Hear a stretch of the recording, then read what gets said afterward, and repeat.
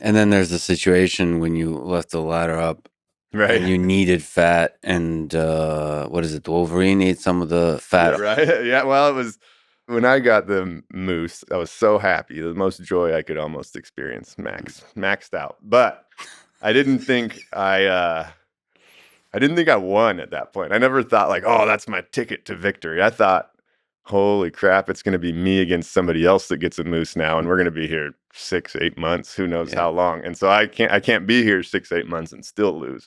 So I've got to outproduce somebody else with a moose. So I had all that in my head, and I already was, of course, pretty thin, and so I was just like, man, if somebody else gets a moose, I'm still going to be behind. And so everything felt like precious to me. And I had found a plastic jug, and I put a whole bunch of the moose's fat in this plastic jug and set it up on a little shelf. And I thought, you know what? If a bear comes, I'll probably hear it and I'll come out and be able to shoot it.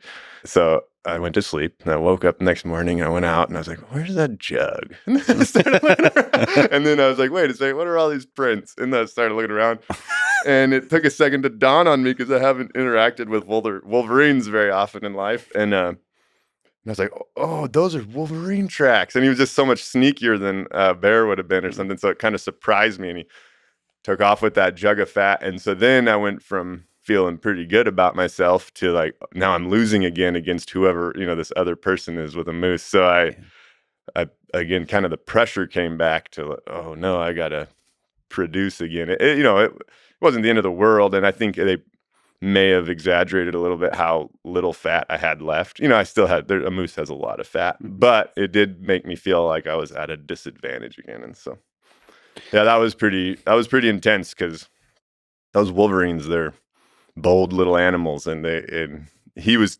basically saying, no, this is my moose. And I had to counter his claims.